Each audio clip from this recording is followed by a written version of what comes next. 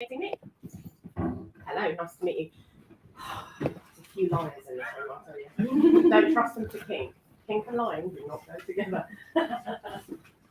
So my name's Deb, if you haven't met me. By trade, I'm a psychotherapist. I also happen to be a submissive cut queen. That's what I'm into. And I've been doing that for 41 years. So it's quite a long time, to start when I was 17. The idea of these workshops is to try and amalgamate both those sets of experiences and to answer any question you have on kink, dominant submission, authority transference, psychology, relationships, relationship advice, help, anything you think, or like communication skills, anything as well. So they're always quite challenging in that I never know what you're going to ask, and it is up to you to ask. It isn't just about me talking. So we start with questions. What normally happens, because we've been doing this for about 8 years now, and normally you can't move, but it's interesting today, there's less spaces, but more spaces, less people. Normally, you don't ask, everyone goes really quiet and scared, and then 15 minutes before the end, I've got 30 fucking questions, and they're grabbing me for 3 hours afterwards, and I'm like, no, I've got to go home to Sussex, mate. It's a long way. The idea is that they're free and open. Is anyone here a psychologist, psychiatrist, a counsellor, or a therapist? You don't have to put your hands up actually so much. We're like, fuck, I don't want to admit to that. Oh, hey, come on in, grab.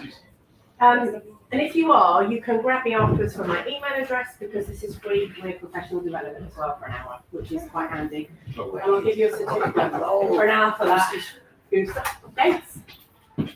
And a lot of us know each other, clearly. And some of us I thought you were just friendly. So, if you, yeah, I don't know him at all. I just thought I would kiss him. So, with no consent. Let's not do that. Mind you, I don't actually believe consent exists, even though I teach it. But that's an interesting concept, isn't it? Let's not get into that. So, any question you've got about any of those things, such a contentious thing to say, over to you. You start your questions. Who would like to go first? Every time. It's consistent. It is. It said consent doesn't exist. Can you? You said it. You did it. You started. Okay, so I fundamentally believe in negotiations and talking about what's about to happen. I think we need to define words and look at what they mean. Because you might say, I want to do a photo shoot with you, for example. And I go, yeah, cool, let's do a photo shoot. I have an idea of what that photo shoot is. So do you. And actually, when it comes to it and you're putting these massive things inside me, that's not what I negotiated for. I just thought you were going to take pretty pictures or something. And we can say things like, I've seen stuff around. So there was an advert quite a few years ago for like some penis owning volunteers, please, because I want to bend my submissive wife over the end of the bed, put a blindfold and earphones over her ears so she can't hear. And I would like a variety of men to fuck her to see if she notices the difference. Clearly not consensually. She had no idea. He just wanted to test out the theory. Now, it might be that she did consent to something along those lines. So I think consent needs negotiation, discussion, and agreement on words. However, I do not believe that you can fully consent to anything because you do not know the consequences. I think you can consent as much as you can. You do not know that you're going to need hip injections from your 40s onwards. That's me, by the way. Because you've been thumped so hard consistently that it's broken your bursa on your hips. I do not know that some of those things that I've done might have some kind of psychological impact on me. I like being called a fat, fucking worthless whore, whereas somebody else might really struggle with that. And the danger of words and consistent use of words, we don't know about the consequences later. Not truly, not fully. We are much more trauma-informed than we ever have been. Maybe too much for some of us, like too many diagnoses for some of us as well. Maybe there's too much going on. We're not aware of the implication or the consequences of those things. So for me, consent can happen as good as it gets. So I really understand that we have like prick and rack. So personal responsibility when we're talking about kink and relationships. And we also have risk aware. And that is as good as it gets. Consent as it is, can it even really truly exist? I'm consenting to what we're doing right here, right now. Sorry, Jerry, I'm going to say this. I've got 2 PhDs I want to write. Sorry, so boring. I keep mentioning them. Yeah, one is the transgeneration epigenetic scripting of sexually submissive women. Just sounds cool. But the other one is about retroactive withdrawal of consent as a moral shame. And for me, that is sometimes we're so brought up not to hit someone. It's like, who here has been raised as a little boy? And was one of the messages that you got as a young man, I'm picking on gender specifically here, I'm actually picking on it. You were told not to hit a girl, not to hit a woman, never do that sort of shit. And then you come to Pink and she's just fucking hit me. And you're like, I don't know if I should or shouldn't. I don't know how I feel about that. I got taught two different things. I got taught don't hit women, and if they hit you, hit them back twice as hard. So when a girl hit me, I was really confused. And I got in trouble. That's what happens. It does. So it's difficult. So we're brought up with these ideals as well, and they go against who we are. Who here has been brought up as a girl? Okay. And I bet you were taught either culturally, whether that's religious, whether that's familial, whether it's culture, or whether it's just culture with a big C or small c. Don't have too much sex, preferably wait till you're married, get married, don't do this, don't do that. Were you told that? On average? That's the image, isn't it? And then you act like a fucking good bike train type thing and have 30 people inside you, fists and hands, everything else as well. And you're having this amazing experience that you're loving. And then all of a sudden you go, oh, I don't know if I should have done that, because that makes me the slut. That makes me somebody who I'm not supposed to be. Loads of people are nodding. Come on in, hello. That might be in the camera, if you're okay being in the background. I'll say flashing, but it depends if you like exhibitions, maybe. Dotted around all this It's top fine, here, it's but then fine. background on the camera. So that sort of thing has an impact on us as well. So sometimes when people do something because we say we'd really love to do it, actually we can also really suffer from, oh, I don't know if I should have done that, and I don't know how I feel about that. And that can be a moral, a religious, a cultural context that really influences us that says I shouldn't be doing this. And we live with that shame. Moral shame is a principle that came up for doctors and soldiers mainly, who have to do something maybe in war or something. I would even argue that some people really suffered from that during COVID. People had to make decisions about people's lives that they probably didn't want to have to make. Sorry, you can't come in this ward. Sorry, you will not be treated. I'm going to let you die. It's a moral injury, it's called a moral shame injury, and it mainly is related to armed services and doctors within armed services, or doctors under and nurses under stress and pressure. So it's quite interesting how that would then impact us. So that's my point about how the fuck do you really consent without knowing the consequence. And I am that person who has to have jabs in my hips. I am that person who thinks about, God, some of the things I said yes to. And is that also about my worth? I read a small article this morning and I made up a word afterwards. He was talking about how white people stay together, and some people stay together for very toxic reasons. And I was thinking about, we talk about the glue that keeps people together, and I was thinking about abandonment glue, toxicity glue, trauma glue, the things that keep relationships together for all the wrong reasons. And sometimes, even as a submissive who's very much grown up or been told to be very independent and capable, which I am all those things, they're really important to me. I have 4 daughters. I've brought up 4 amazing human beings. I love them all dearly. They're great. They've got their problems. They're normal, whatever that means. And actually, I've got 2 who are submissive as well. So that's interesting too. 2 who were trying to go, oh, fuck, why do you want sex? So like, just very different human beings as my offspring as well. So I think it's important to understand that we can have shame and different things for all sorts of different reasons. And sometimes we have to say, am I doing this because I've reacted to my childhood? Am I doing this in spite of? Or am I doing this because I want to do it? And that's a really important question, to understand that you want to do something. Anyone here newly submissive or new to the scene-ish? We can be told often that this is the way it should be done. If you were a good sub, you do it. I had one earlier on the field. Oh, I don't know what I'm saying. But this guy said to me, send me a photograph. Sent him a photograph of my face. He went, no, I didn't mean the PG kind. I went, no, I know you didn't. He said, like, no, can you send me a photograph? I said, no, I don't fucking know you. I don't know who you are. I've never met you. Why would I want to send you a picture of the insides of my cunt on what I've had for breakfast. And he said, because it's what I want to see. I said, I appreciate that, but also I don't want to send it. I don't know what you're going to do with it. You've just actually flashed me an image of your friend with benefits. I've only known you for 3 seconds. And I said to you clearly, do you have consent to send that picture after you'd already sent it to me without asking me? I don't know if that person gave consent for that picture to be sent to me. And when people have pictures, I was in a situation, gosh, it was before COVID. I was walking in the bar upstairs, and this guy said, there! So it was about 6 years ago. And I said, oh, how are you? He went, oh, this is my new partner. She's my new submissive. I went, oh, cool, so pleased to meet you. Like, incredible looking human being, beautiful blonde. Made me think of Daryl Hannah, a mermaid. That's what she made me think of. Some of you are way too young for that reference. Works for me. But very beautiful. And he turned around and he said, oh, Deb was in the video that I showed you last night. Now, I never want to curb my tongue, so we all know this isn't about to go well. What video? His face turns grey very quickly. And I said, do you remember I have a digital policy, I say, with every partner that I meet? If I send you a picture, if we break up, if we don't meet, if we don't see each other, you do not have permission to keep. Of course people do. You do not have permission to show, to share, or to send on, or publish. That's what I write about my stuff.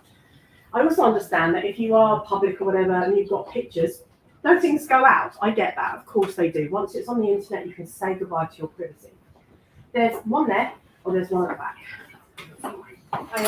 So I do, it's okay. So I really do think that digital policy, your own digital policy, is quite an important thing to write as a human being. Professionals have them, why can't you? But he sent me a picture of somebody this morning, I didn't know. And then this guy says he's basically shown me having fucking anal sex to his girlfriend last night. I didn't talk to him. I said, I don't have time to deal with you right now. I suggest to you, however, as a partner, do you really want to be with someone that you can't trust, that doesn't understand consent, that doesn't listen to what somebody else said to him as a woman with him? And just walked away. I did go back upstairs, so I was going to rip his head off, but I was. But that's quite interesting, isn't it? So I didn't consent to that. However, once you put something out there, it's really difficult to get it back. Plus the legality around pictures and stuff out there. This is around consent as well. If anyone here gone abroad recently, America, holidays, what do you have to go through before you even get on a plane? Security, which is run by customs. Customs have the most powerful rights compared to any form of force in the whole of the world. They can walk into your home without any form of permit, allowance, anything you want. They can just do what they want, and they can also take your phone. If you have photographs, which, by the way, anyone here ever had a love bite or a bruise from anything? You've already broken the law. Even with a love bite. And more than a trifling or transient mark, you cannot give consent to any. And look, are you likely to be prosecuted nowadays? No. But you'll always get a fucking wangle with a lot of shit over it. And you really have to understand what your photographic content is about. Because there are a lot of laws about certain things around squirting, fisting, and different things that are a little bit more illegal than some others, although they've reversed some of those. You just got to be a little bit more careful. Taking indecent images across international borders. Yes, and if you do that, they have every right to stop you. David's a really good example of that. Was arrested for something, wasn't quite arrested, I think taken into question for international slave trafficking at LAM in the basement. But they did look through all his stuff. And he's an active, kinky human being. So now they have a myriad of things which they can now prosecute. No, they didn't in the end. But it's an interesting risk. So again, consent is an interesting one for me. Do you think, is that clear? Who now's a little disheartened? So one of my main forms of kink play is I like fighting.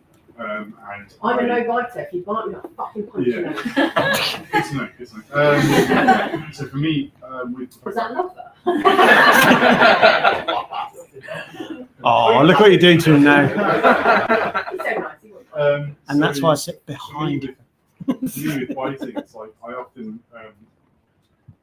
as much as I want to meet people here and play people here, I'm very restricted on who I bite because teeth marks are marks on someone, and if my teeth bruise, that will bruise in a very specific way that someone could know that that's You're my bite. identifiable by your bites. Exactly. So Even on a dead body, which is quite a few months old. so that's something that I need to keep in mind, that when I engage in my kink play, which is biting, that someone is then going to have a mark and a bruise on them, which can lead back directly to me if I ever have my teeth identified. If anyone wants to suddenly, claim that I was... Who's got a dentist fetish? Get in there. Yeah. So that's something, that I keep in mind, is the fact that, I've got to be really careful about who I bite. Because if I bite someone who decides that they don't like me anymore, they could then tell Or me... they have a really bad accident, or something happens to them. But something happens to them, and then the son goes, oh, those look like teeth. Whose teeth are those? Who have you seen? So my name gets mentioned, and they go, okay, we need to look at your teeth. Why? Because we've got a bite mark here, we need to make sure it's yours. I could for that. So I'm going to be really careful with my my favourite type of kink. Hopefully fucked by a very attractive prison. I doubt it. Anyway, so I hope that answered that, if not a little extensively. Yeah, do you see my point a little bit? What are your thoughts? If you disagree with me, please say. I just think you can get your consent as good as is in the moment. I do agree with you, and I Do feel you? like if it's too much consent, then you cannot be in that moment. It's just like everything is so super calculated, and I personally don't like that. So if Yeah. I trust the person, And if I you're give willing, my consent some Yeah. other way. I'm a big believer in own your decisions. So if we own our decisions, then we take the responsibility for the end of them as well, be they good or bad. Well, Joe's going to go fucking hell again, but for me, that was a big one over chemo. I remember saying to my sister, just remind me that I'm choosing to take chemo. I know it's going to be an okay journey. I was wrong. I reacted against every single treatment. I was in hospital every single treatment. The worst time for 10 days, the best time for 2. Every single time. And I remember on the last one, I phoned my sister the night before. And I said, hi! And she went, you all right? I went, no! She's had cancer, by the way, and she's had chemo, and she's in palliative care and has been for over 20 years. So she's quite amazing. And she said, what's wrong? I went, I'm not going tomorrow! And she said, oh, well, okay, let me remind you that you wanted to own this decision. This is something you need to complete and finish. And I said, I know, but I don't want to. I don't want to be in hospital again. I can't do this. Really sobbing. And she went, okay, I'll pick you up at 9. I went, okay. Put the phone down. Because if you own your decision, you feel a lot better rather than being coerced. Now, if you've been coerced, that's something completely different. If you have been gaslit or any of those trendy things and statements that we use, if you've been lied to, I don't like the whole, yeah, I really want a relationship, I fuck you and I leave you. I don't like somebody saying I'm 20 years older or younger than I am. I think they're lies. I would not give consent according to that information. But it's a risk we all take. Unprotected sex. Yeah, I'm tested, I'm fine, I'm good. Oh, can I see your... Yeah, no, I haven't got one at the moment. Just have to take my word for it. I think I want to do that. So again, interesting, right? But I do believe flow has to happen. It's got to be good as well, hasn't it? So that's why I prefer my conversations up front, but a lot of people don't want to do that. They're too interested in getting straight into kinky sex. Whereas for me, it's a lifestyle. I want to live this. My submission is really important to me, and I'm a cut queen. It's not just about kinky sex. I think there's a slight difference between kinksters who just want the sex and lifestylers who want the lifestyle around it. Neither are right, neither are wrong. They're simply different. But the two don't match very well unless you just want a one-off. So you have to work out what you want. Right, over to you. Another question. Got one. And last time you mentioned about the fight, flight, freeze, fauna, whatever, whatever. There's loads of them. But the one that stuck with me is obviously fawning. And a big question that comes to my mind is how can you identify when it's something you want to do versus people pleasing for someone else? Yeah, that's a really good question. So I mentioned, every people know about fight, flight, freeze. There's also friend, fuck, flop, flow, and form. Right? So there are quite a few. And flail, that kind of frog. The other day on a text thing, or flail can come in there as well, but that's not a technical one, but the rest are technical, we just liked it. But so, fawning, there's a really good piece of writing on fawning that I have copied and pasted and absolutely given credit to who wrote it. So fawning is when we people please, really, when we say, oh no, I'll do that, that's okay. And again, it's quite interesting because the glue around that one is abandonment issues. I will do that. Oh, okay. Oh fuck. Damn. So if I want to please you, it's very much about being a human doing rather than a human being. I'm not asking what I want. When I walk into a room, I'm asking, who do I please in order to be accepted? Where do I go in order to feel okay? What do I need to do for you in order for you to love me or want me or to stay around or to be around, which is quite a fawning, people-pleasing response. So it's about getting the right people around you. It's about checking in with other people. The biggest thing is about knowing yourself. It's about taking your time. A lot of people who just want sex or want you to do something for them won't stick around for that long if you don't. Especially if they're after something quite quick. And I'm not saying don't ever please them. Fuck me, there's a balance in life, isn't there? Relationships are a balance. We talk about boundaries in relationships, but boundaries with people who are toxic or difficult or take advantage of us are very different to discussing a boundary with somebody you love, where you might be willing to compromise or find some balance somehow. They're very different. So boundaries are more about discussion with people that we really love if we're invested in that relationship and we want to carry on with them. And if somebody goes right up to a boundary that is a gold, like, no way am I giving on this one, and that's very different. But people who care for you will discuss boundaries rather than blast through them or ignore them. If you find as a human being that you are consistently doing things that make you feel not okay afterwards, or you feel, God, I'm really being taken for granted, or that doesn't feel fair, again, always start with yourself. What's going on for me here? What am I doing there? What am I scared of? What does this repeat? What habit, what pattern am I doing? Your brain is very set up to provide you with certain chemicals at certain times. It's very manipulative.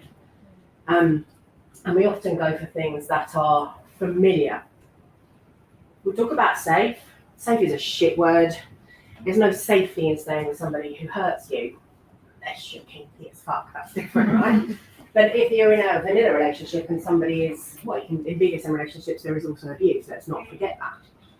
If somebody's abusing, which is different to pleasing by doing some kind of mutual hurt, there's also a point where you have to say, actually, why do I stay? What's going on for me? And it's that familiarity of old. Take your time, slow down a little bit. I'm going to say see someone who knows a lot about trauma, because I'm not the sort of therapist who... There are therapists who just listen and nod. That's not my style, as you can tell. I want to quiet and I don't like silence, so that's fun. Well, that might be good for you as well, ironically. They might be doing that on purpose, but I'm just very aware sometimes that we need to challenge in order to change, and sometimes we need to point things out. And because I'm so pro polyamory, I'm so pro BDSM, I'm so pro kink, and if I turn around in a therapy session and say to you, why the fuck are you doing that? There's probably a really good reason for that, because I'm not against what you're doing. I might have a problem with why you're doing it and what you think you want from it. Because sometimes we do things because we think we're going to get something. This will be good. I love this. And then we feel so utterly disappointed. Anyone ever done that? If I do this for you, it'll be wonderful. But that person is such a different perception.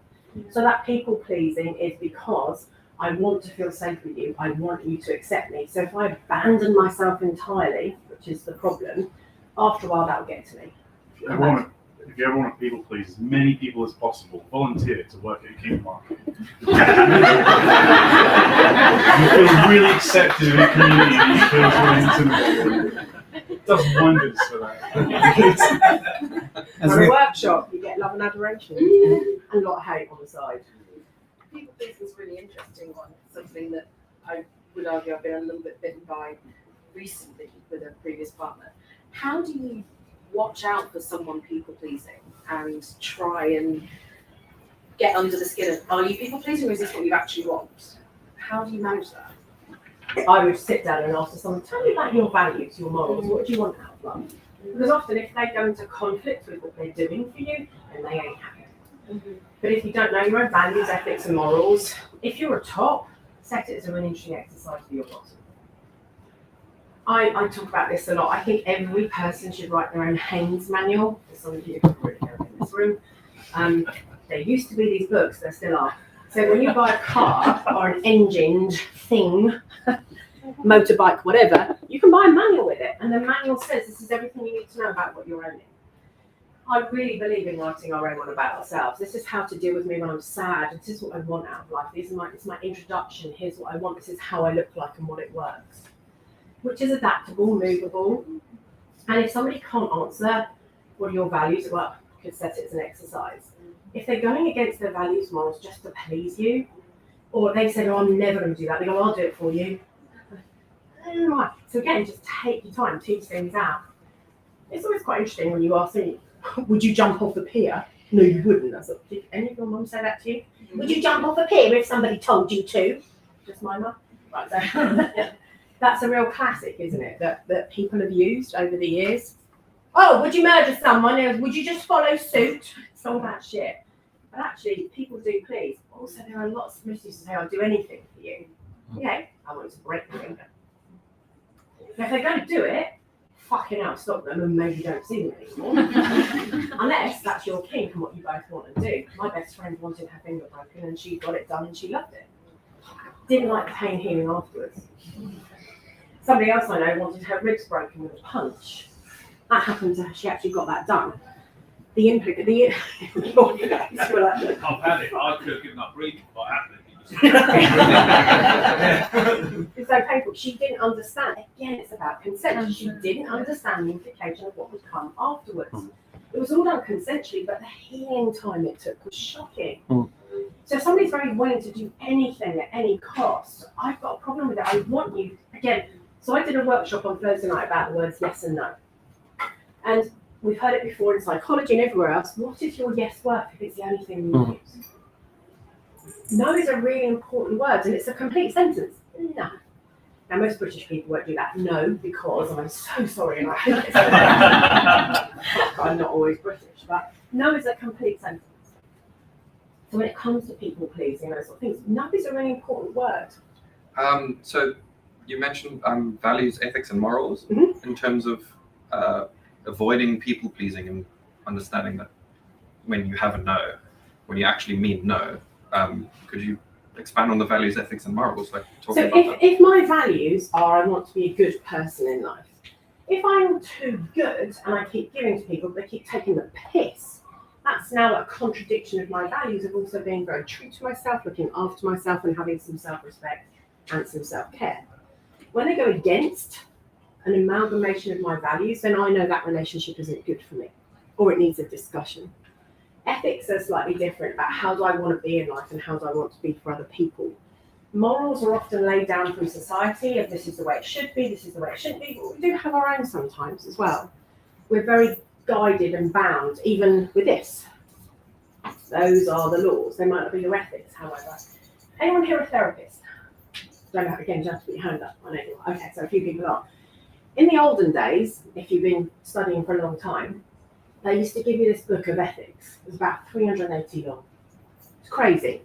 Thou shalt not, thou shalt. Fuck me, it was really extensive. And you're like, Jesus Christ. Nowadays, they don't give that to you anymore if you train. What they give you now, what they talk to you about is to say, what is overall, what would you think was okay to do with a client? What isn't okay? And then when you pass, you still do what you want anyway. But you don't sleep with your clients. You don't have relationships with your clients. You don't develop things because it's an abnormal relationship. It's a strange one. I know everything about you. I do give some of myself, so my clients know quite a lot about me, but on average they don't know everything. They know an awful lot. However, I'm not going to meet them at the train station or go for coffee or give them a lift somewhere. They're not my friends. And it's a weird one. I just said this to somebody earlier because actually I never want to see you again. I would like you to get to a place where you never, ever see me again. So it's a very strange relationship. So ethics are slightly different. They're about the philosophy of life that are often, we can disagree with somebody. It's quite interesting. We watch different countries, different people from different cultures. And you all think you know people when you see them. Some of you know me, so don't answer this, please. Where am I from? Do you know where I'm from? Do you know who I am? You mentioned Sussex earlier. So Sussex. So that's where I live. So am I British? Am I English? If you listen to my voice, shut up somebody. You don't know, do you? I'm South African, so I'm not very good with accents. Okay. Local accents. But for English people, do you think I'm English? I've asked the question, that's maybe going on to a trick question. Your accent sounds English. It is, it sounds very English. Would My not mum, assume. my mum came over to England when she was 20 years old, and she died a couple of years ago. But what's interesting about my mother is her English was perfect English. You would never know that she was from somewhere else, that she was brought up differently. So everyone would say a joke, and she would just go, just didn't get it, especially if it was like a Monty Python joke or something. Yeah. What the fuck is that about? I don't understand. But my mum's Swiss. And on my dad's side, my grandparents are Polish and Russian, so I'm not very English at all as it goes, but I sound terribly English. Terribly. Terribly English. And you make assumptions about the way you talk. When I went out with my ex-husband, when I first met him, it were all about go to butchers and bath, things in the middle of the road, like very Manchester Northern, very strong accent, but wanted to work in the city. So when you speak to him now, he speaks completely differently, although occasionally he does drop into, we could always go and have a bath. Yes. A bath. We'll sit on the grass. Changed grass. Sit on grass. we can change how we are, and then the assumptions that people make about us, which is quite interesting as well. But you don't know someone's history. My daughter's just set up a business, a soft play business, and I've set up the sensory room, the baby room, and a few extra things with the psychology of people and those human beings in mind. I've even got a sensory tent as well. We've got a weighted blanket and earplugs if you feel overwhelmed. So it's quite unique in its own way. It's in Sussex. Actually, we might be doing Little's events there. It's a full soft play area, so we're going to look at it one of the evenings. We're going to do that. But the sensory, it's interesting because one of the lads who works there has really quite chronic ADHD. And he's always like, what do I do now, Deb? What should I do now? What shall I do now, Deb? And I said, this, that, maybe this. And there was a child having quite a big autistic meltdown, really struggling. And his mum saying, I don't know what to do with him. He went, I do. Can I pick him up? And I was like, fucking hell. No. But he did. He went, okay. Picks up this child, just takes this child upstairs like this, and just shoves him in the sensory tent. I wasn't there. He went, this will work. Deb says it will work. I've never said that. Does he need earplugs? I heard about this afterwards. But actually, it was a blackout tent. It's got a small rope light around it. It's just a small space. It's got black cushions in, black blanket, tiny bit of rope light around it, weighted blanket. He completely calmed in about 5 minutes. So thank fuck for that. Josh was going to get serious. Got a child. I think I know what to do. Don't do that. But my mum was really shocked, and she said, "Oh my God, where did you get it from?" I'm like, "Get one of those," because we don't know what another human is. One of the signs I put up: you do not know what's going on for somebody else. You do not know their history. You do not know anything about them. So please be kind to somebody else's child. Same for us here. That's about respect. It's about consent. It's about people pleasing. And I think it's a really good idea that you are even saying, "I want to know if it's people pleasing," because actually, if all you're doing is people pleasing me, again, what's your yes worth? Because on some fundamental level, you do it for anyone. Can you trust it? Yeah. Not can I trust it? Can I trust you? Yeah. And actually, what's even worse, can you trust you? I was going to say, the person probably doesn't even know they're doing it. Exactly. Because that's really important to then say, you know, for me, I want to be with somebody who can trust themselves. Now, I don't believe in this shit that we parley around. Parlay? That's like pirate talk for peace.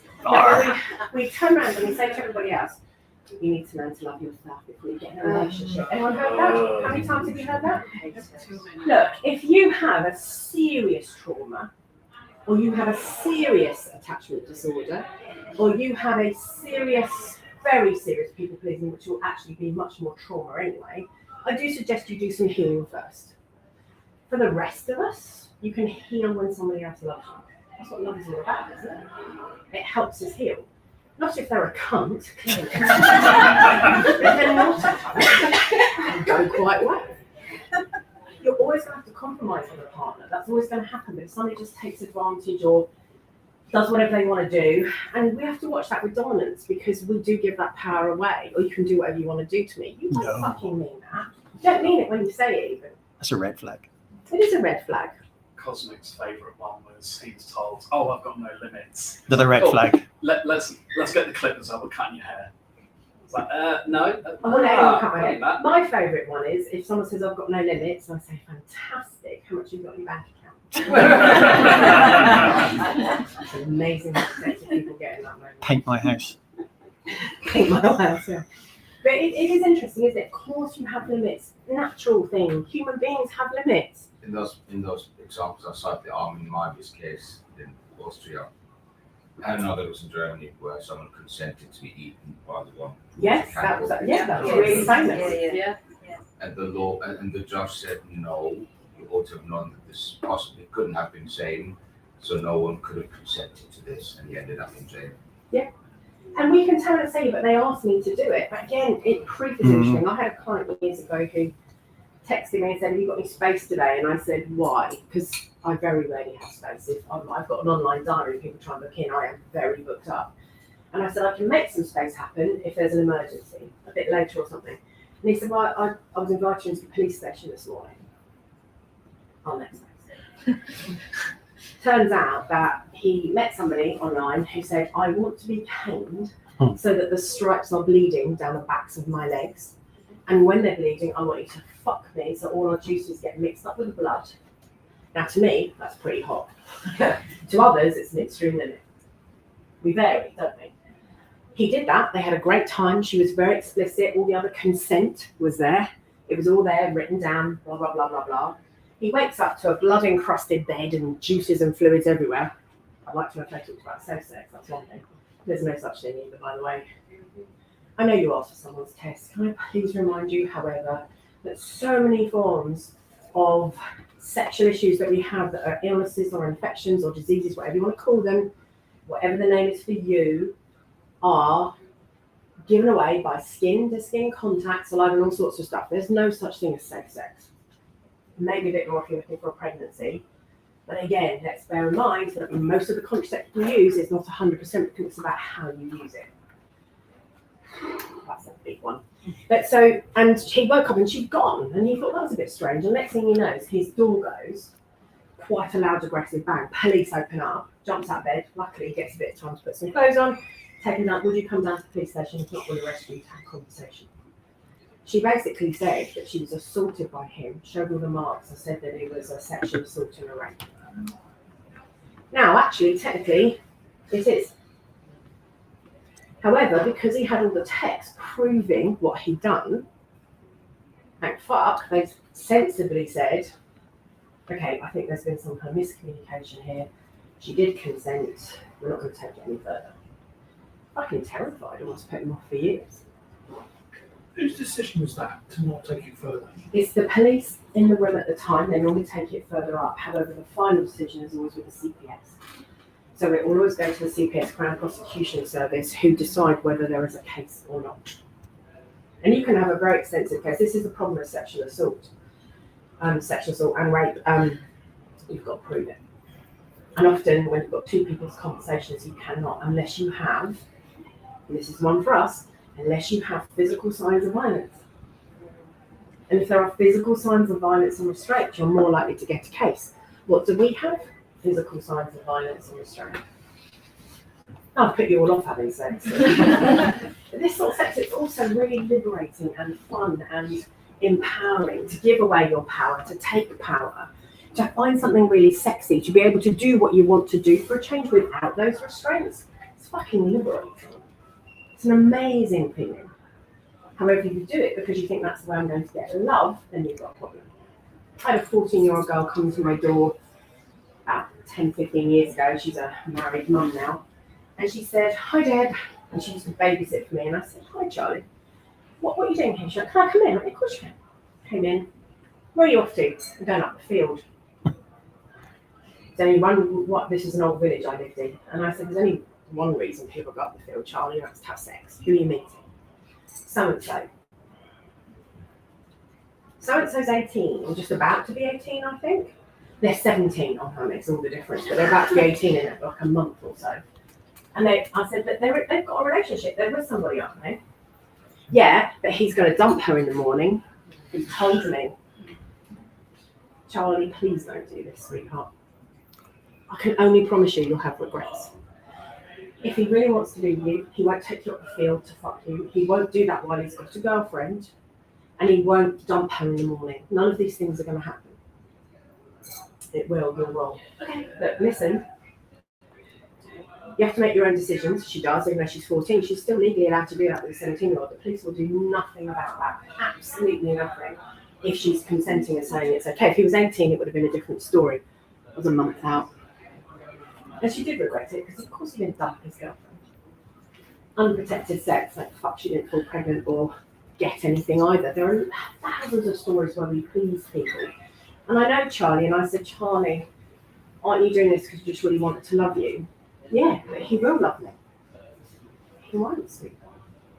It's just sex. Pleasure. In a moment, that's all it is. Quite shocking, really, but there are thousands of stories like that. And I guess I see a lot of those stories because of my sort of work. I see a slightly more contentious side. That's why I always want to say to everybody, kink is liberating, freeing. It's so good if you get what you want out of it. And you can have this beautiful balance where you create an intimacy between 2 or 3 or 5 or 20 people, in a way. It's a form of intimacy, where somebody really gets to know you, the things that you really want, and you really bare your soul. But again, for some of us, bearing our soul is also really dangerous. Sometimes take your time. Because I showed you everything of me, you fucked me over. But bear in mind you had a part in that contract. You said yes. Again, that's about information. Who's got a different question? I'm not sure it's so much of a different question, but I wanted to go back to the original point around consent and how you can't really consent because of the consequences and stuff. I wanted to know if you have some tips, because I've been in situations where you would say yes to something and it's hard to say no once you're in the moment, because you have that little dissonance in you that, oh, you said yes and you wanted this, and now you don't want it anymore, but sometimes you don't even realize that, and also you said yes, so you feel You've got almost obligated. You don't want to disappoint the other person. Is that what you're saying? Yeah, it's not even just disappointing, it's like in yourself, like you said, oh, I've got to finish this. Why? But it's, yeah, it's Why have you got to finish? because you said yes, and so you've already committed in a way. I don't think yes is a commitment.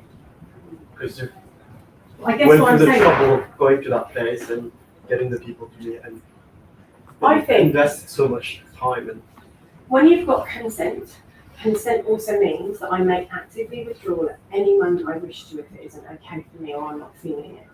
I mean, consent thrives. So there is terminology called FRIES, where it's an acronym for different forms of consent. We haven't got that one today. No, I've got that one today. It's one I write about. I've got a huge writing on consent. There's not a lot I haven't written about, but there's a huge writing on consent. And the problem is, it's all about the moment. It's in the moment. So if you want some kind of photo shoot, you're being paid for it, the mood might matter or it might not. That's completely different. You would know more about that than I do by far. So when you are somebody who's paid to do these things, and especially if you're quite famous or known, you make a contract with somebody, and maybe somebody can say, no, you've broken a contract or whatever. That's slightly different. 2 people, 10 people in a moment. Who here has ever been disappointed in their lives? Disappointed with their lives or in their lives?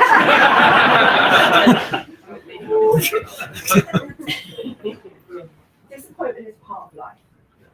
And actually, we've really got to watch that we don't do things in order not to disappoint people. But again, that's sacrificing ourselves for the sake of others, which is a real fear underneath of abandonment.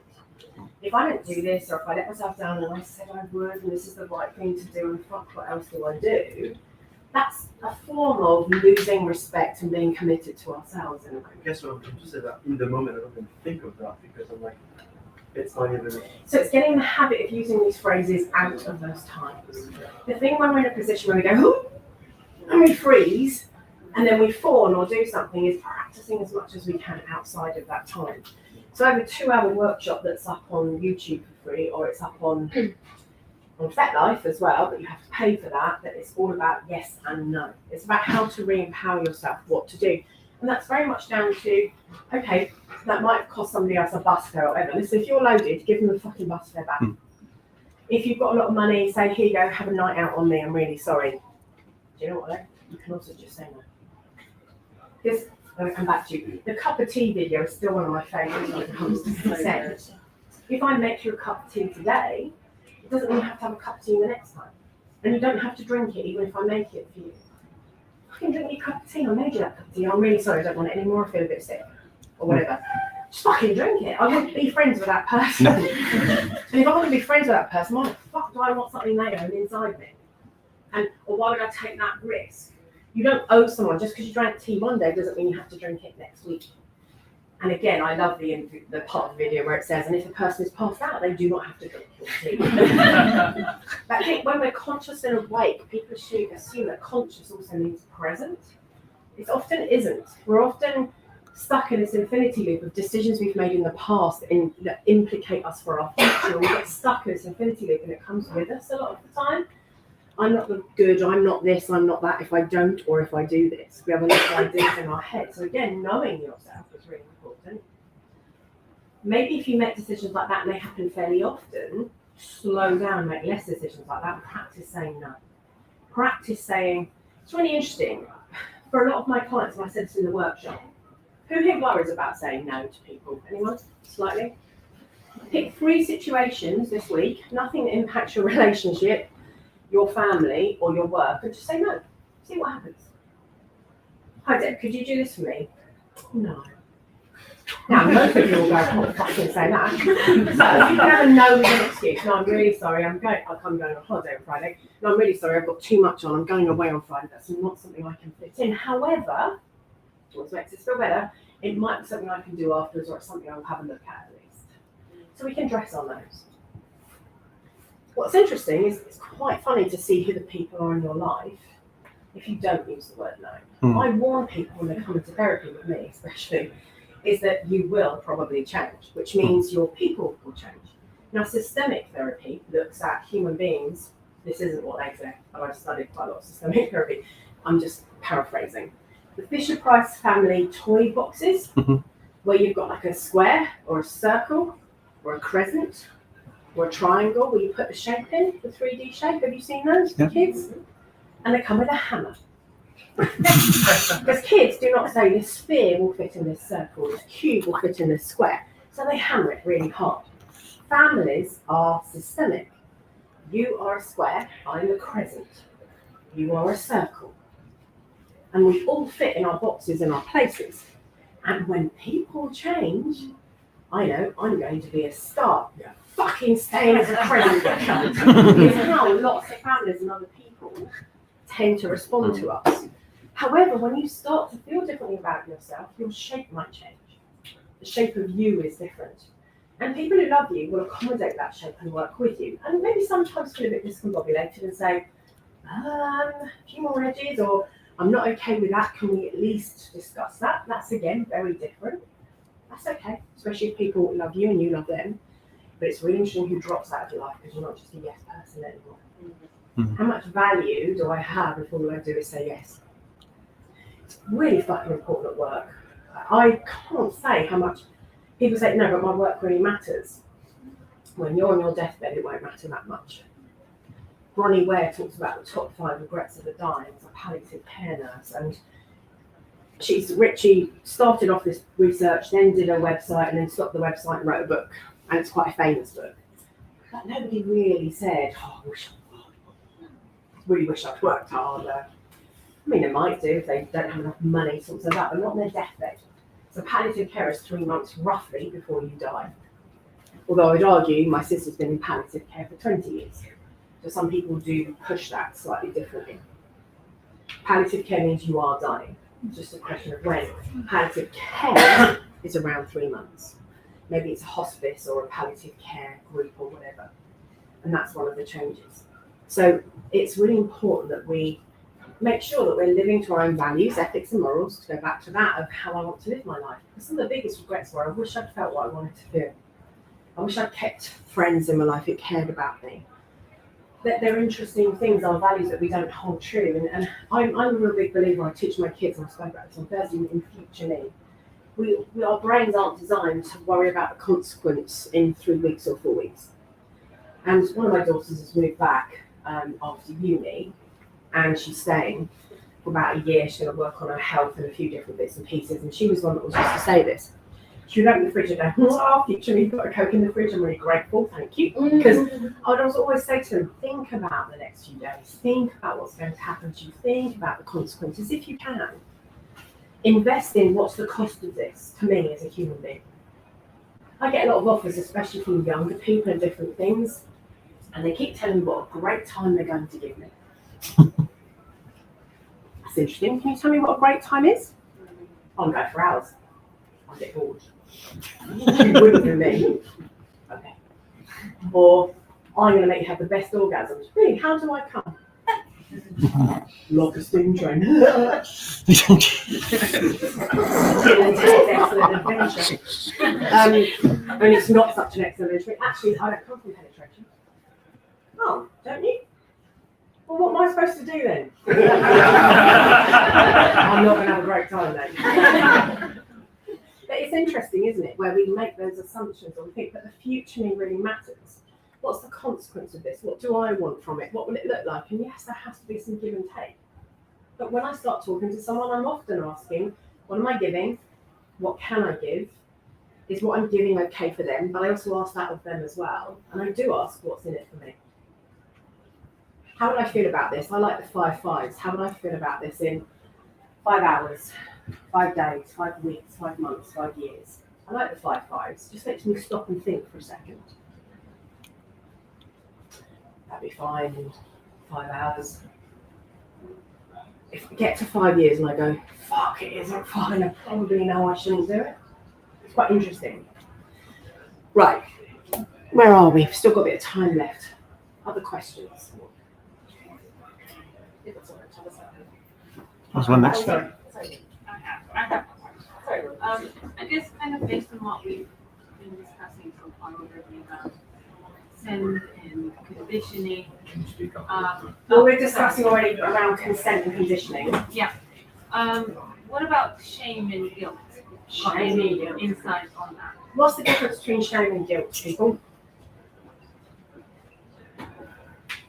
Come on, you therapists. And you are a therapist, that's quite funny. Is it? Are we inclined to say one's in the emotional realm, one's in the intellectual realm? Like one's about cognition and one's about feelings? Maybe. Close. What were you going to say? What were you going to say? Brené Brown, people, she did this excellent TED talk, which is one of the most watched ones. The major difference is guilt is I have fucked up. Shame is I am a fuck up. Yeah. So guilt is I feel bad about something I did. Shame is I am bad. I'm a bad person for doing it. Let's say we have an eating disorder, and shames are really a way of ingesting, digesting, eating up our own situation. Shame is often taught in families. It's not often inherent. It's often taught. But you might say, fucking hell, I really want that custard donut. And you might say, I feel a bit guilty about eating that custard donut. For fuck's sake, I know I shouldn't have. I should lose 300 stone, or I should, and all your shoulds come in and play at you. But if you say, oh, fuck, I'm so bad for eating that custard donut, I can't believe that's the sort of human being I am, I feel like a piece of shit. That's shame. Guilt is, I shouldn't have eaten that. Shame is, I ate that, therefore I am bad. I am not okay. So it's much more of a fundamental belief in yourself as a human being as to who you are. Problem is, we need to learn to differentiate. We might feel guilty about doing or saying something, but if we feel that we are a bad person and we have to make up for that, and that comes into it, shame gets in the way of consent. Shame also creates situations where consent violations will definitely occur. Again, it comes back to self-care, self-respect, self-love, ethics, morals, and values, the realization of ourselves. If I believe I'm only a good person if I suck your cock for 20 minutes or lick you out for 20 minutes, I'm not going to be very happy at the end of it. You might have had a great time, but then I'm going to be going, right, okay, can't believe I'm playing this bottle of food. Sorry, you're not peeling the label off. He says sucking his. Oh. Right, so. No, mine's squared. I didn't get what I wanted out of that. I did it because I thought I had to in order to alleviate some of the pressure that I feel internally to be different, to be better, to be the acceptable. So it's totally related to things we were saying at the beginning. Does that help, or have you got a different part of that you'd like to ask? I guess for me, a lot of the times they're very interconnected. One leads to the other. So maybe how to separate. If one leads to the other, it's always shame-based. If one exists without the other, then you've got guilt and shame. Often if we feel guilty, oh fucking hell, that's so bad, I can't believe that I did that, that's bad. However, if you often then say, I'm a bad person for doing it, actually the initial one is just a gateway to shame. So if you have shame as a fundamental, the guilt's irrelevant. It's the shame that's the issue. And the shame is that feeling of being fundamentally flawed, of being not okay, of no matter what I do, say, or whatever, I will never be okay. So you can never quite make up for it. It's never enough. So we look for actions to take place, whereas actually what we need to do is change our feelings about ourselves. Does that answer that slightly?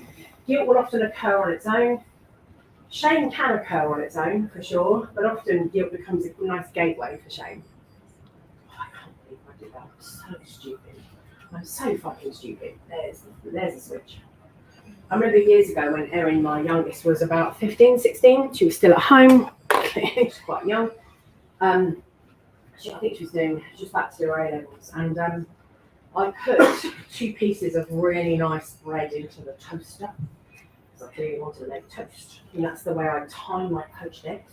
I was there. It was great bread. I didn't look at the time on the toaster. Fucking burnt bread, burnt toast, and ruined poached eggs. And I actually physically said, oh, you fucking idiot, Dad. And my daughter said, my kids love doing this sort of shit to me. Really, Mother? Is that any way a therapist should talk to herself? Back off. But she's right. When I was working quite a long time ago, I was a clinical director and supervisor for an eating disorder clinic on Harley Street and on Wigmore Street. And I did a little bit of research. I was doing, my other passion is theatre and arts and different things as well. That's one of my histories. So I've done like West End shows and shit like that from many years ago. And I had these clickers, so I was putting on a show called Disco Inferno, and I was having the people who are playing the bouncers have these clickers. For those of you who now walk into a place that's just electronically registered, there are people at the front who weren't even doormen at that time, but door people or whatever was doormen at that time. Would have a little clicker to check people in for fire rigs. For every person. No, they're still around a little bit, but some of it's electronic, isn't it? Some people still have clickers. So I asked any of my clients who wanted to, would you mind just clicking for me how many times a day you have a negative thought about yourself or somebody else? Preferably an internalized thought. Idiot, stupid, whatever. What do you think the average was a day? Bear in mind, these are people in therapy as well. So you could argue that they're more aware. You could argue that actually they could be worse because they're here for problems. You could also argue, a lot of things. Well, if you're awake for 16 hours, you're going to be, what, 5-6 times an hour? So how much? About 80, 90? Okay. Any other takers? I'll go Over 100. I'd say so. 200. 144. Oh, what's interesting is when I worked out the average, it was over 400. And that was the average.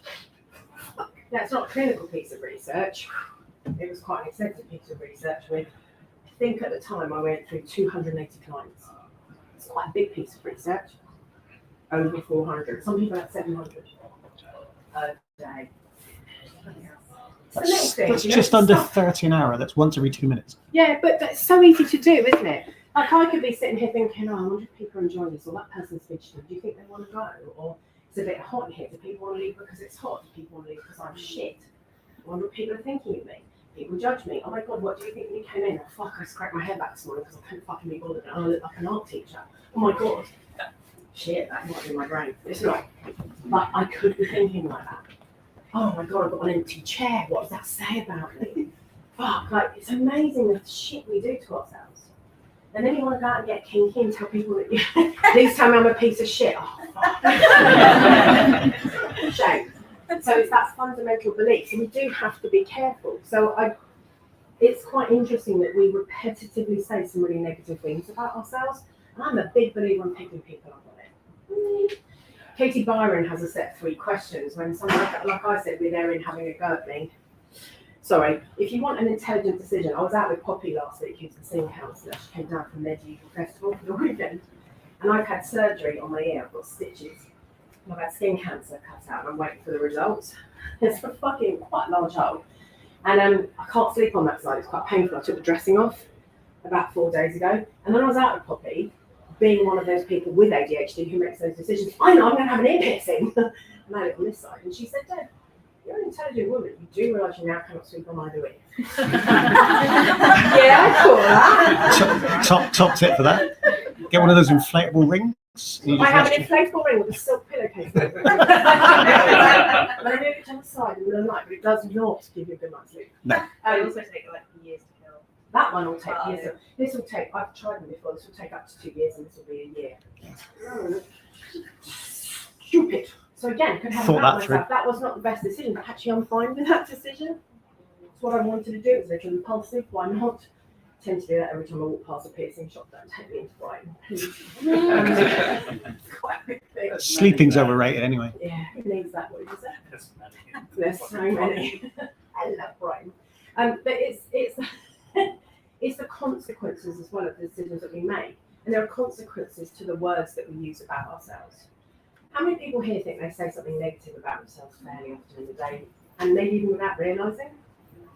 Are we conscious of it?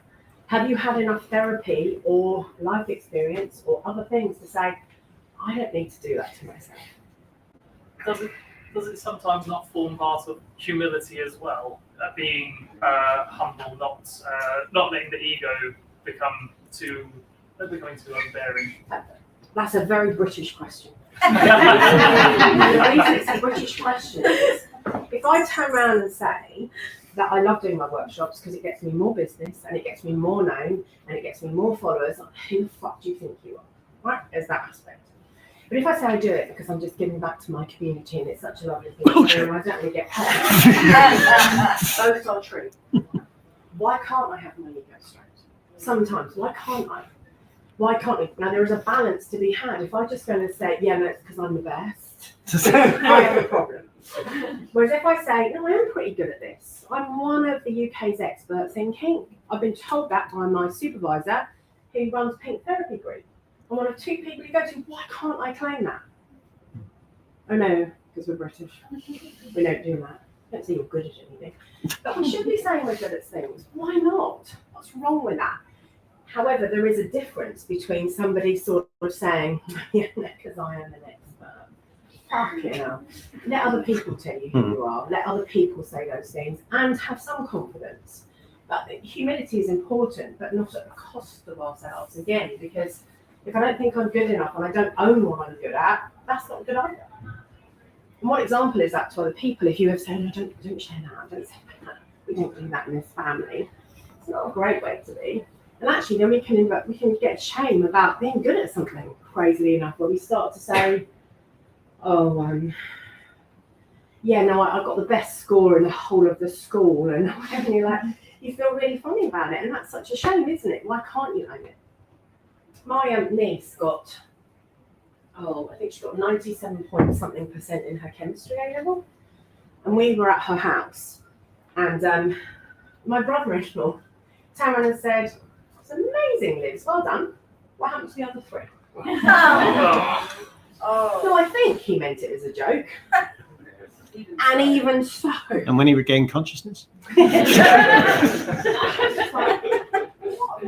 Yeah, and I love my brother-in-law, so it's all good. But it is interesting that isn't a very good thing to take in. We have to think about the implication of using words. And one of my favourite things is, and again, it's something I teach a lot of my clients, but not all, is I go to the photo section in my phone and I have a picture, not that one, you dirty bastard. Mind you, it's big. So this is me with my sister. This is me at about 5 years old. It's very dark. It's not paid to you because I've got privacy screens, so I don't want all you fuckers looking at my shit on the tube. Can you see that picture? She's quite sweet, isn't she? So if I bring her up even more, let's not talk about the fact that my sister and I are wearing identical clothes till we were 12. Was that consensual? Right, quite sweet. So people are saying, oh, little girl, quite cute, quite innocent. Possessed by Satan? I will be in a minute. You see, is it still there? Okay, she's quite sweet, she's quite innocent, she's quite cute. Yeah? Call her a fucking cunt. Call her an idiot. Call her a piece of shit. Call her pathetic for not knowing how to do something. Have a go at her. Would you? Why not? Because it's fucking cruel. People are like tree rings. We are not linear. We do not leave behind who we were. We have genetics. We have epigenetics. Ding, ding, ding, ding, ding. We have genetics. We have epigenetics. We have this incredible amount of stuff that even in the utero experience, your eggs, you inside your fucking grandmother. For some of you perverts, that might be quite a nice thought, but I don't. You're inside your grandmother. Your mother was born with all of the eggs inside of her ready to go. That's what happens. We are incredible experiences. We're like tree rings, and we grow and we grow and we grow. And we can't always outgrow our genetics. We can't outgrow our epigenetics, but we can help create change. And if we talk to part of ourselves in a really negative way, it impacts the structure of ourselves. Does that make sense? So my rule for myself, and I share it with my clients, is if I wouldn't say it to her, I'm not saying it to myself or out loud. No, don't get me wrong, I fuck that up sometimes, like you fucking idiot when you go to the toast. When we're stressed and tired, things still get to us. But I try and catch myself as soon as I can. I'm not an idiot. I have so many fucking letters after my name. I've done all these things in life. I have all this experience. I'm a really nice human being. I really care about the world. I'm good. I'm lovable. I'm worth it. Just to counter the fact that I've just called myself a bit of a cunt for learning a bit of bread. It's really important to do sometimes. I think it's really important in kink, because if you feel some shame over everything you've just done and you just looked into someone's arsehole and pissed in it and you're like, that was so good, and you've got shits on the toilet and you're like, woohoo! And it might be good or it might be not, or you've got a split lip or a black eye. I quite like ultra-violence, but we're all different. But I also like being a daddy's girl. I like being looked after and cared for. There's a real balance between all of those things. All of those things matter. Part of my profile, my personal profile of that life says, slapping my face is important, but so is striking my face and telling me you love me. I want the counter, because I'm really aware if I don't get that, the words that I intake from others could damage me. However, I would argue that most of us damage ourselves by the words we use to ourselves. Who here speaks quite badly to themselves, you think, sometimes? Two hands. No, your one's up, I'm kidding. We do, don't we? It's a really interesting rule. Find a photo of somebody you love and care about when they were a toddler, preferably yourself. And ask that question, would I talk to her, him, they, them? Your gender's irrelevant. Like that. And if your answer is no, why the fuck are you doing it to yourself? And to go back to those Katie Byron questions, Katie Byron is she's very famous, but she's also known for a bit cult-like behaviour. So you take the good with the bad from people. I've bastardised her questions a little bit, changed them and amended them. And my question is that true? Yeah, fucking well it is. It's true. Hang on, is it true? No. The first question is, subjectively, is that true to you? Yes, it is, because it fucking is, because that's the way it is for me. My experience, I'm subjectively true. Objectively, is it true? Can you prove it to me in a court of law or a biology lab or anywhere else where other people agree with you? No. Then what do you get out of believing the first? Why do you keep doing it? We are our own worst enemies sometimes. If we keep talking to ourselves badly, what do you get out of that? What do you get out of staying in a relationship that's really toxic? Oops, sorry. It teaches me that I'm a piece of shit. It teaches me that I'm not good enough. It teaches me that I'm not worth anything. You learn something from it. It was a really interesting interview, because I talked to my daughter a lot about cheerleading, because she runs a cheerleading gym. And they are international and national champions. They are unbeaten, unbelievable world champions. They're really good at what they do. And I saw this really interesting interview. Was it Kobe, the guy who died in the plane crash? Kobe. Right, thank you. It was one of his old interviews. And one of the things he said in this interview, when she said, hey, so like, are you the type of person who's like all out and goes to win? I just want to avoid losing and do things differently. And he went, I'm neither. I always go out to learn. Whatever happens when I go out, I'm going to learn something from it. It's not about winning. It's not about losing. It's about learning. What can I learn from this? So I get rid of that mindset. And I think that's truly a wonderful mindset to have. This is shit. What can I learn? Not the facetious bollocks of everything has a silver lining. I bet you learned something from this, haven't you? Not that sort of parenting. That's just destructive. What would you do differently? Learning from something a little bit afterwards can also help us as we go into it. You had a question as well, I think. I did, yeah, sorry, I didn't see it. One of the things that I've struggled with in the last few months is I've come to kink and all this sort of stuff quite late in life for me. And it feels it. I understand that, and feelings aren't facts. Most people come to kink in their 30s, 40s, and 50s. It's only because the internet's around and we all know about it that we even find out about it. When you're brought up in a culture, especially if it's religious or whatever, you think it's bad, you don't find out about it, and you don't have access to TV. And actually, some people do when they're 15, 16, 17, 18, so it's more modern. You go back, people find it at 14, 15, promise you. Thank you for that. And one of the things that I've been kind of struggling with recently is I spent several years in a monogamous situationship that meant I wasn't able to explore a lot of this despite having a big interest in it. And so I did what I would always do. I researched. I went online, I read a lot, in a lot of forums, I watched a lot of videos, all of these kind of different things. And now that I'm in a position where I can physically explore some of this, I'm a little bit nervous to do it. And I'm finding myself a little bit like, oh God, how do I start? Where do I actually start? Even though I know an awful lot in my head, I've got no experience of it, or very little experience of it. And it makes me really nervous to actually go and try some of it. I think also what we've got to be careful of is who are those videos and those forums by? Who are those fucking people? Who do they think they are? We compare a lot of times, people say, oh, I know a lot about this, you shouldn't do that, you've got to do this. Number one, that puts us in a position of failure immediately. You are an expert in yourself, you know yourself. You know you want to do this. You clearly are learning, which is a really good thing, but the one thing I'll say about kink, power exchange, authority transference, and polyamory is you can read till you're blue in the face, but at some point you've got to start doing it. So, what would you like to start with? What's the one that goes, oh, I can't want to do that? Do you know what that is in your head? There's some thoughts, yeah. I like that. So, like, how can you find that? Can you find that safely? Who can you go to? Can you find someone that you can start experimenting with? Go to a party, watch some of these things. Stay for the party here, watch some of these things. Start to get involved. Find someone who does it. Fucking hell. There are so many abusers out there as well. Please be careful. You have got to be careful as well. So at some point you've got to take a risk. Now it's ironic because when I come back from Egypt, my next workshop is on risk awareness, adversity, how we work with risk and what it means to us, and how to get good at risk, which by the way you can only do as good as you can be. So we can only learn so much, and at some point you have to take a risk. What's your risk point? Do you know it? I'm not sure I understand what that means. Well, at what point am I willing to do something that could cost me something? Gotcha. Rather than just waiting for that perfect opportunity to do it, which will never occur probably. You never thought about it in that way.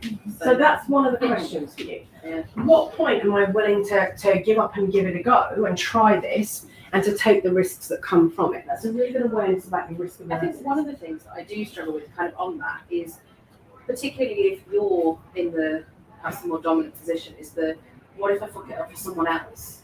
That's something that really does scare me more so than anything else. It's not just my own personal responsibility, it's, as a potential baby dom, you could really hurt somebody, and that's something Not that if you go makes me slow. nervous.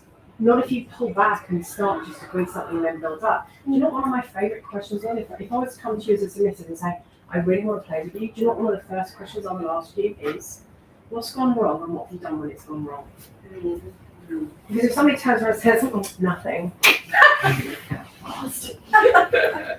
or if somebody says to me, I'm not particularly experienced, I'm just learning, are you willing to work with me on that? Yeah, I love that. Let's go together, let's go slow. I would rather somebody was aware than fucking going in blindly and stupidly.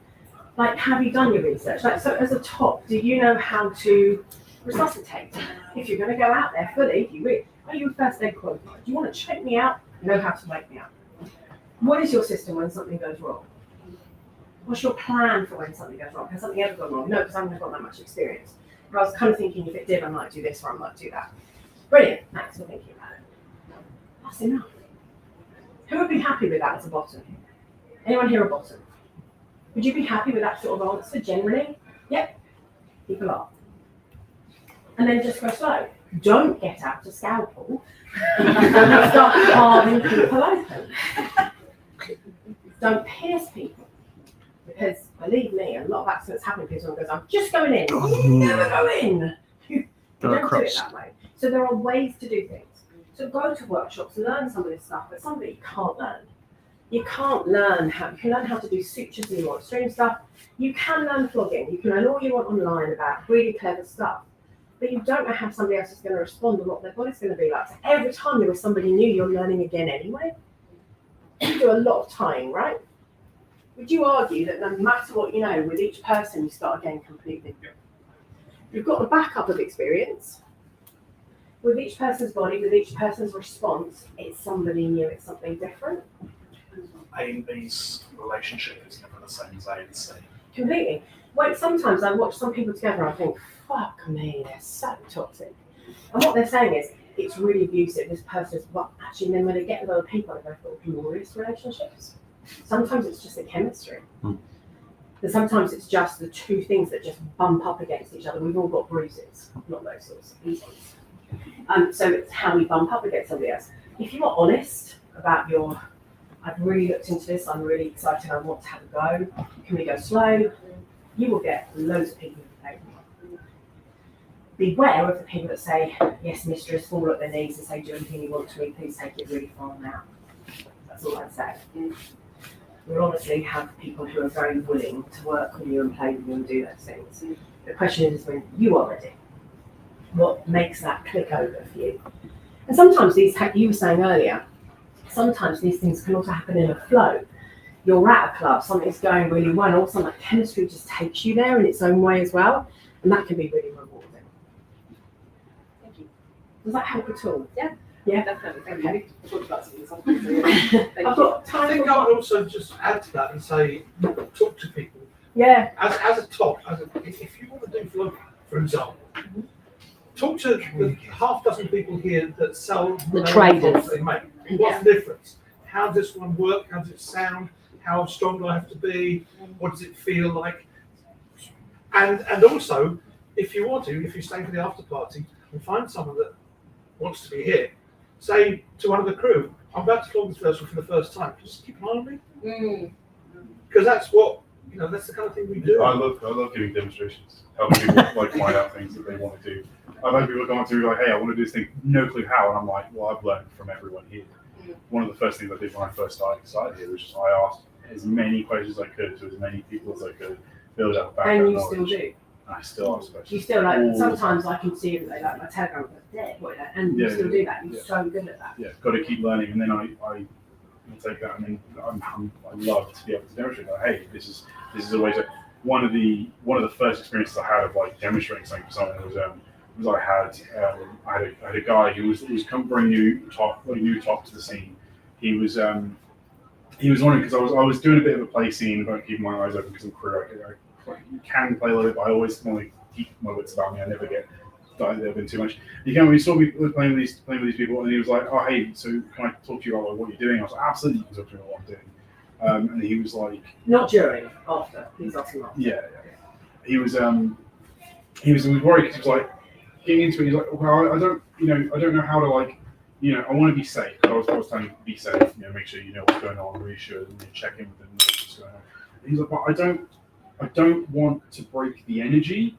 I don't want to step away to then check. I don't want to be that. You don't want to be. Oh, are you okay?"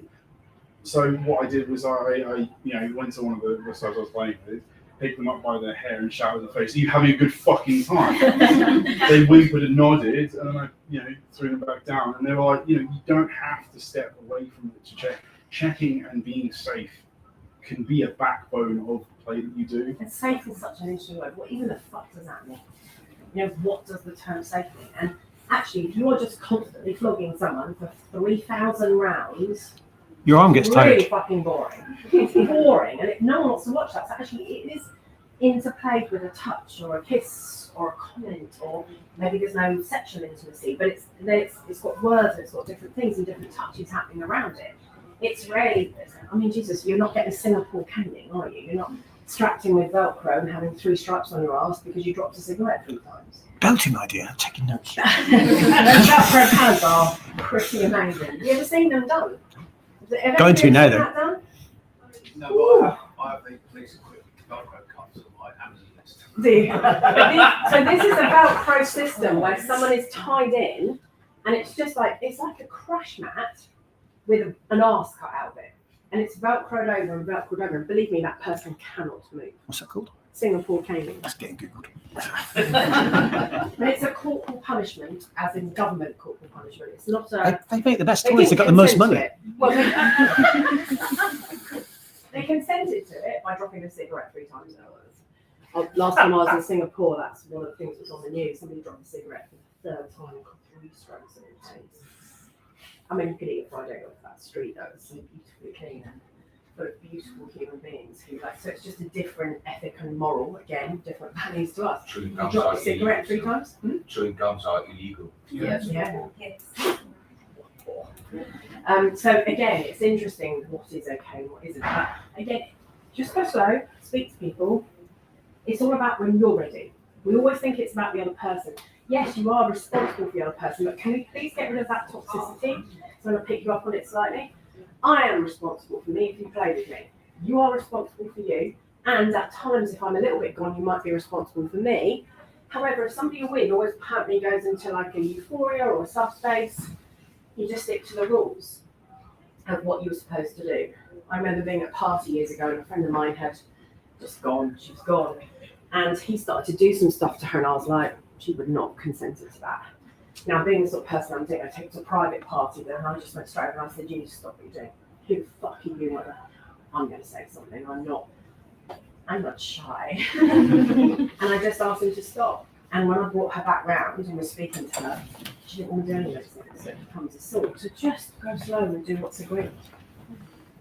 I think when you do a session and you do a scene and all of this is quite new to you, just do what you've agreed. And if someone says, do this more to me now, say, I really want to, I'm very excited about doing that, and can we plan that for next time? You can never go back, you can't change what's happened, but you can make something awesome happen next time.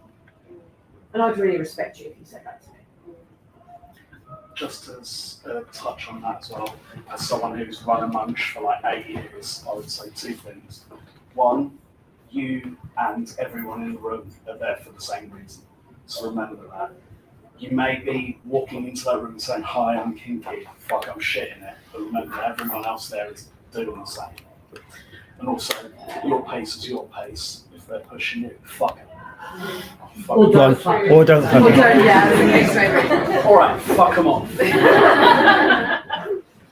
Right, we're kind of at the end today because there's somebody else coming in at 3:30. Listen, thank you for your time. If you've got any more questions, you can add me on FetLife on the Kink Drink, THEKINKSHRINK. If you want a professional career development certificate, grab me, I'll give you my email address. I'm around if you want anything answered. I run 3 workshops every 2 weeks, although the next one is a month. For people for 2 hours who are kinky, queer, poly, all of us really in different ways. And they're for 2 hours each as well. So they're free CPD, but also for people to find themselves in. They're online. They're online, so they're by Zoom. And like sometimes I get 30 in, other times I have like 180 in, so like it really varies. Because we start them over lockdown to help and support human beings. And I said, shall I stop? And people said no, so I carried on until that stops. Thank you very much for your time.